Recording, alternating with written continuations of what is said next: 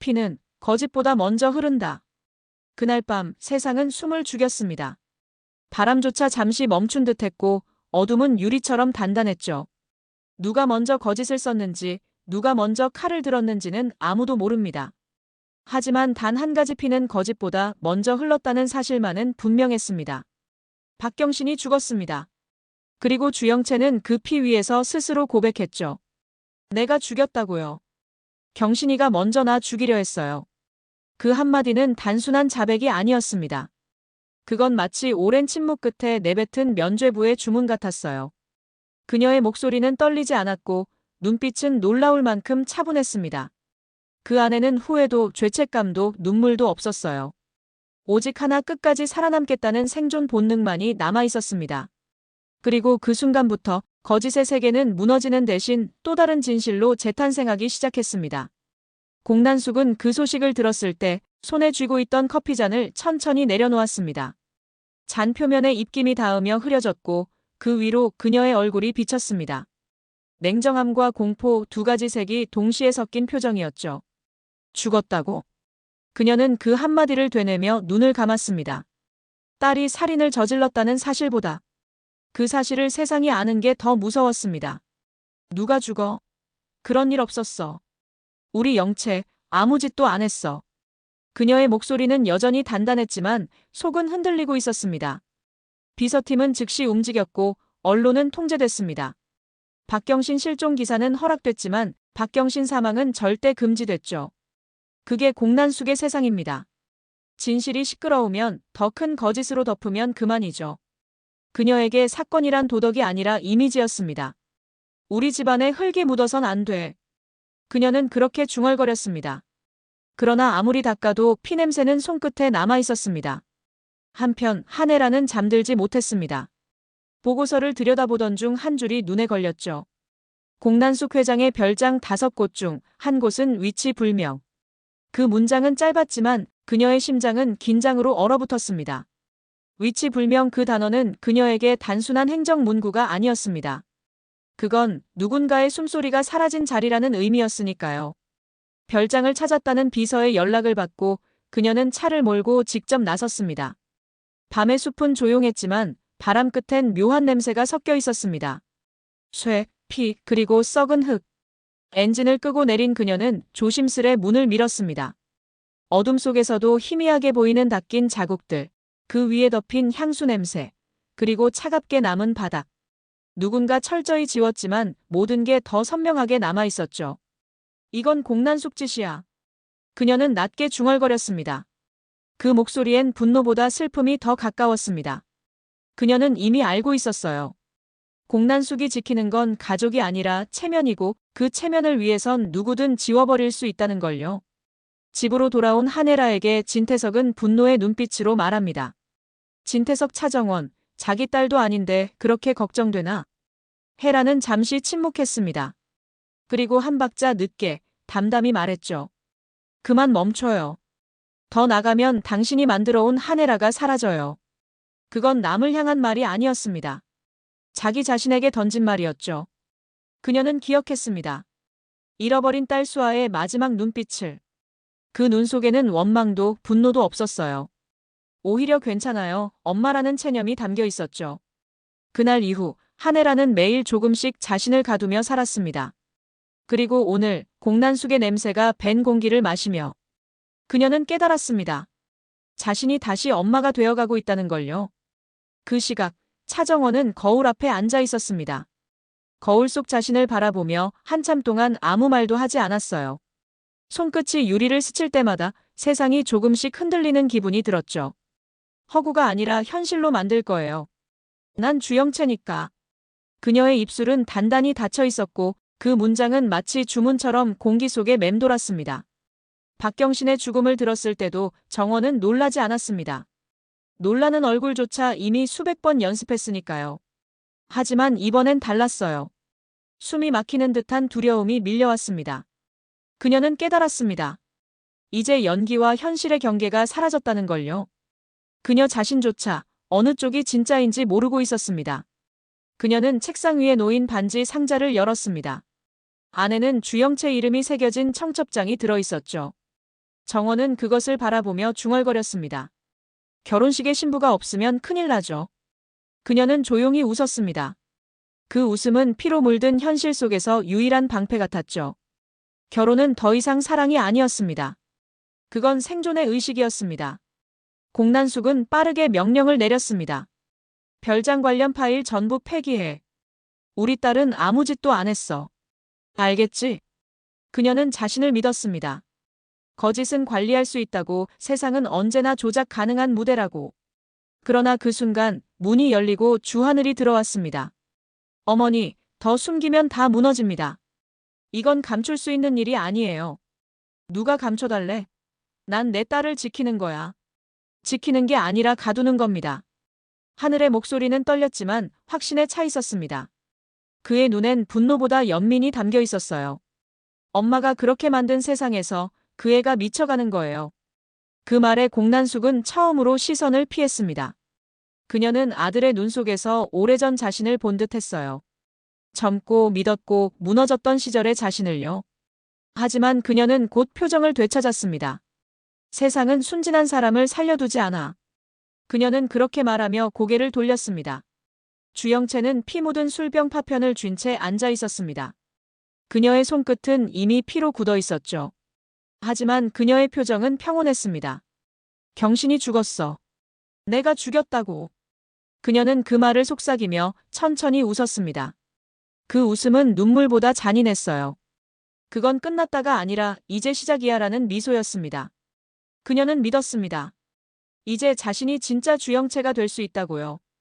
박경신의 죽음은 단순한 사고가 아니라 자신이 주영채라는 증거가 되어줄 거라고. 그 착각이 그녀를 다시 리플리의 심연으로 밀어넣고 있었습니다. 진태석은 혼잣말처럼 중얼거렸습니다. 부회장이 직접 움직였어. 큰일이 터진 게 분명해. 그는 계산했습니다. 이건 위기가 아니라 기회라고. 결혼식을 강행하면 모든 게 덮인다. 세상의 시선을 끌어 진실을 파묻을 수 있다. 그는 직접 보도자료를 고쳤습니다. 건양그룹 예비 며느리 주영채. 다음 주 금요일 결혼식 확정. 기사가 나가자 세상은 다시 평온을 되찾았습니다. 거짓이 진실보다 편했기 때문이죠. 그리고 공난숙의 전화가 울렸습니다. 회장님, 시체가 사라졌습니다. 난숙은 그대로 얼어붙었습니다. 입안이 말랐고 심장이 불안하게 뛰었습니다. 시체가 어디로 사라졌는지 그 답은 한밤의 아주 작은 틈에서 시작됐습니다.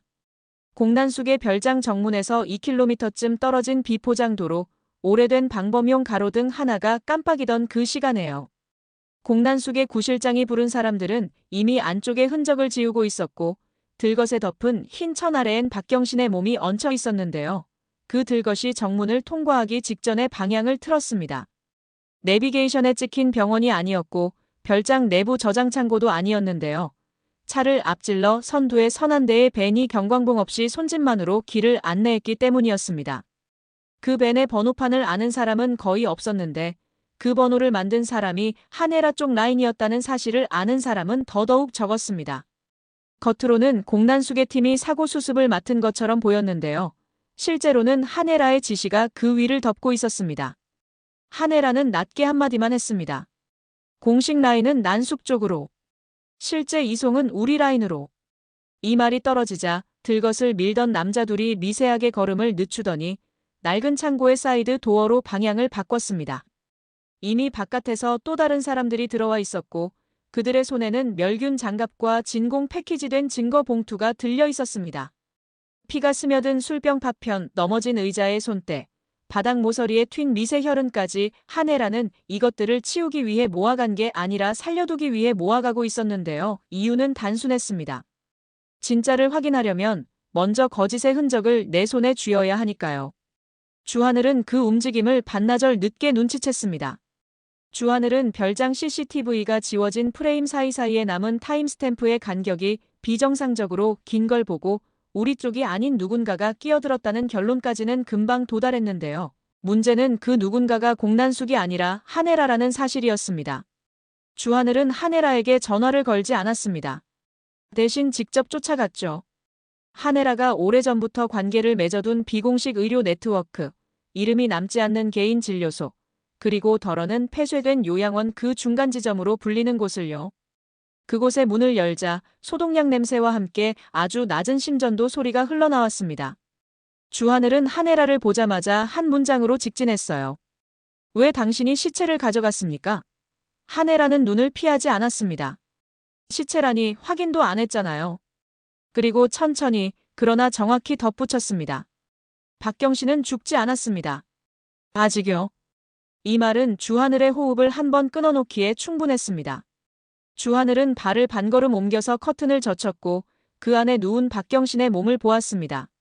머리 쪽에 가느다란 튜브가 연결되어 있었고 옆에는 드립백이 걸려 있었는데요. 의사는 낮은 목소리로 말했습니다. 두부 관통은 없었습니다.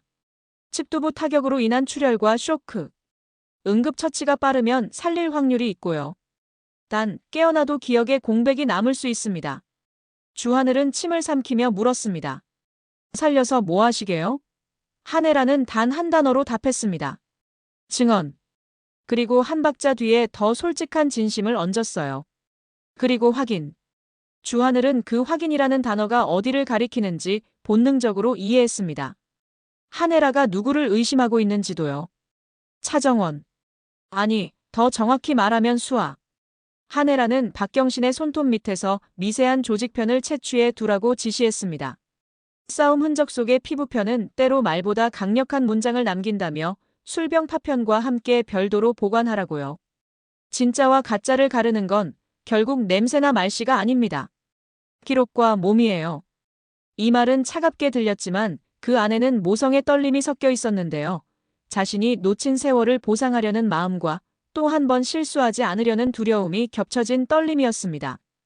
공난숙은 시체가 사라졌다는 보고를 받고 미친 듯이 전화를 돌렸습니다. 구실장은 완벽히 은폐했다고 보고했고 경호팀은 선두 차량만 따라갔다고 했고 기록팀은 블랙박스가 통째로 빠졌다고 했습니다. 난숙은 이를 악물고 중얼거렸습니다. 누가 감히 내 무대를 훔쳐가. 그 말은 자존심의 문제이자 생존의 문제였고요. 난숙은 곧장 경찰 라인을 거꾸로 눌렀습니다. 내부 고발처럼 보이는 익명 제보를 띄우자는 제안까지 했는데요. 의외의 반대가 주하늘에게서 나왔습니다. 주하늘은 어머니에게 단도직입적으로 말했습니다. 아직 살아있습니다. 어머니가 흔들면 박경신이 깨어났을 때 우린 끝이에요. 난숙은 눈을 가늘게 뜨고 아들을 보며 물었습니다. 너 누구 편이야? 주하늘은 길게 답하지 않았습니다. 이번만큼은 진실 편이요. 순간 난숙의 입술이 굳어졌습니다. 모성이 체면과 부딪히면 체면이 이긴다는 게 난숙의 신념이었는데요. 이번엔 모성이란 이름을 가진 타인의 결심 앞에서 처음으로 뒤로 물러서야 했습니다. 진태석에게도 정보는 흘렀습니다. 시체가 없다. 이 한 줄은 그에게 기회처럼 들렸습니다. 시체 없는 살인은 여론의 속도를 늦추거든요. 진태석은 보도팀의 결혼식 확정을 한 번 더 못 박으라고 했습니다. 혼주 인터뷰를 짧게 붙여라. 예비 며느리는 안정적이다라는 멘트로 시장을 재워. 그의 방식은 늘 같았습니다. 말을 크게 만들어 진실을 덮는 방식. 그런데 그에게도 계산 밖의 변수가 하나 있었는데요. 그 변수는 바로 하네라였습니다. 진태석은 하네라의 움직임을 읽다가 미세한 어긋남을 감지했습니다. 헤라가 직접 의료 라인을 건드렸다고. 그는 양손을 깍지 낀 채 한참을 말이 없었는데요. 그 침묵은 불안이 아니라 동맹의 균열에 대한 확신이었습니다. 동맹은 균열이 날 때 부서지는 게 아니라 균열을 각자 이용하기 시작할 때 깨진다는 걸 그는 누구보다 잘 알고 있었거든요. 차정원은 몰랐습니다. 박경신이 숨을 이어가고 있다는 사실을요. 그에겐 시체가 사라졌다는 말만이 전해졌습니다. 그 말은 정원이 만들어둔 모든 방어막을 무너뜨리는 칼이었는데요. 시체가 있으면 공포는 하나의 형태로 남아있죠. 그런데 시체가 없으면 공포는 모양을 바꿔 어디든 스며듭니다. 정원은 그 사실을 몸으로 느꼈습니다. 손바닥에 땀이 차고 손목이 저리기 시작했습니다. 없어진다는 건 돌아올 수 있다는 뜻이기도 하잖아. 그는 속으로 그렇게 중얼거렸고 그 중얼거림은 아주 작은 흔들림을 낳았습니다. 그 흔들림이 바로 무너짐의 첫 신호였습니다. 이때 진세훈이 예상 밖의 위치에서 얽혔습니다. 진세훈은 자신의 호텔 전용룸에 두고 있던 노민구를 다른 층으로 몰래 옮기라고 지시했는데요. 이유는 간단했습니다. 시체가 사라진 날 증인을 내 방에 둘 수는 없지. 그는 여전히 노민구와 박경신 건이 직접 연결돼 있다는 사실을 몰랐습니다. 다만 정원 씨가 지치지 않게 시끄러운 걸 멀리 치우자는 단순한 마음뿐이었는데요. 이 무고한 배려가 훗날 엄청난 역풍이 될 거라는 걸 그도 정원도 그때는 몰랐습니다. 밤이 한 번 더 지나가고 두 번째 새벽이 올 때까지 박경신은 깨어나지 않았습니다. 의사는 조심스럽게 말했습니다. 자극에 미세 반응이 있습니다. 심전도는 안정적입니다. 한혜라는 가까스로 숨을 고르며 고개를 끄덕였습니다. 그리고 또 한 가지, 아무에게도 말하지 않은 지시를 내렸습니다. 유전자 시료 2건. 하나는 술병 파편에서, 다른 하나는 별도의 봉투에 든 머리빗에서. 이름은 쓰지 마세요. 코드만 남기세요. 의사는 묻지 않았습니다. 의사는 항상 의학만 묻고 의뢰인은 언제나 진실을 묻는 법이니까요. 하지만 이 시료가 가리킬 곳은 명백했습니다. 차정원, 그리고 수아라는 이름의 빈자리. 한혜라는 이 길이 자신을 어디로 데려갈지 알면서도 멈추지 않기로 했습니다. 멈추면 또 한 번 잃어버릴 것 같았거든요. 공난숙은 결국 경찰에게 공식 협조 공문을 보냈습니다. 물론 내용은 정반대였죠. 허위 제보에 의한 혼란, 자제 요청이라는 제목의 문서였습니다. 난숙은 문서로 세상을 밀어붙이는 사람이었고 그 방식은 대체로 통했습니다. 그런데 이번만큼은 통하지 않는 구석이 있었습니다. 이유는 간단했습니다. 시체가 없었거든요. 시체는 이야기의 종결부를 만들어주는데 종결부가 없으니 소문이 이야기의 서두가 되기 시작한 겁니다. 별장에 피냄새가 났다더라. 하늘이 엄마랑 싸웠다더라. 헤라가 몰래 의사를 불렀다더라. 소문은 언제나 가장 빠른 편집자였고 편집된 이야기엔 자막처럼 붙는 결론이 하나뿐이었어요. 결혼, 서둘러 하는 이유가 있네. 이 소문은 결국 진태석이 원하던 방향과도 공난숙이 원하던 방향과도 어긋나는 방식으로 번졌습니다. 둘 다 결혼을 덮개로 쓰려 했지만 덮개는 바람이 불면 휘날리기 마련이니까요. 이때 한혜라가 아주 조용한 방식으로 판을 다시 잡아당겼습니다. 한혜라는 결혼 발표문에서 단어 하나를 바꿨습니다. 확정에서 조정으로. 공식 문서에는 오탈자처럼 보일 만큼 사소한 변화였지만 그 한 단어가 내는 울림은 컸습니다. 주하늘은 그 문서를 보고 한 줄만 보탰습니다. 조정은 확인 후에. 난숙은 분노했어요. 누구 마음대로? 한혜라는 짧게 답했습니다. 내 마음대로요. 이번만은 시체가 어디로 사라졌는지 이제 정리해 볼 수 있습니다. 첫째, 공난숙의 라인이 들것을 끌어냈고 둘째, 그 들것은 한혜라의 라인으로 갈아타며 경로를 바꿨습니다. 셋째, 한혜라는 박경신을 시체가 아닌 증언의 원천으로 살려두기로 결정했고 넷째, 그 과정에서 싸움 흔적과 유전자 시료를 확보했습니다. 다섯째, 이 모든 건 경찰과 언론의 시야에서 벗어난 비공식 경로로 이루어졌고 여섯째, 그 경로의 끝은 이름 없는 병실이었습니다. 그러니까 정확히 말하자면 시체는 사라진 게 아니라 숨을 돌리러 이동한 거였습니다. 누가, 왜, 어떻게라는 질문에 대한 답을 한혜라가 쥐었고 그 답은 곧 누가 진짜인지를 가리키는 화살표가 될 예정이었고요. 마지막으로 이 모든 걸 모르는 차정원은 거울 앞에서 스스로를 다독였습니다. 나는 주영채야. 허구가 아니라 현실로 만들 거야. 그런데 그 문장의 끝이 오늘따라 자꾸 흔들렸습니다. 나는 정원이기도 해. 그 두 문장이 같은 입에서 나온다는 사실 자체가 이미 균열이었고 그 균열 사이로 아주 얇은 빛 하나가 들어오고 있었습니다. 그 빛은 누군가의 눈동자일 수도 누군가의 귀환일 수도 있었어요. 이를테면 박경신의 눈꺼풀이 아주 가볍게 떨리는 순간 같은 것. 이를테면 유전자 보고서의 첫 줄이 프린트되는 소리 같은 것. 이를테면 한혜라의 숨이 아주 길게 빠져나가며 마음속 하나의 이름을 부르는 소리 같은 것. 수아. 그리고 바로 거기까지가 오늘 우리가 알 수 있는 끝입니다. 박경신은 아직 깨어나지 않았고 그러나 완전히 떠나지도 않았습니다. 공난숙은 모든 걸 덮으려다가 처음으로 덮개를 빼앗겼습니다. 진태석은 결혼으로 덮으려다가 조정이라는 단어 하나에 걸려 숨을 고르게 됐습니다. 주하늘은 어머니와 딸의 사이에서 처음으로 사람을 택했습니다. 한혜라는 시체가 사라졌다는 문장을 증언이 나타날지도 모른다로 바꾸어 놓았고요. 그리고 차정원은 바로 오늘 허구와 현실의 사이에서 가장 가느다란 줄을 밟고 서 있습니다. 다음 문장은 아마 이렇게 시작될 겁니다. 깨어난 눈동자가 누구를 먼저 찾을까?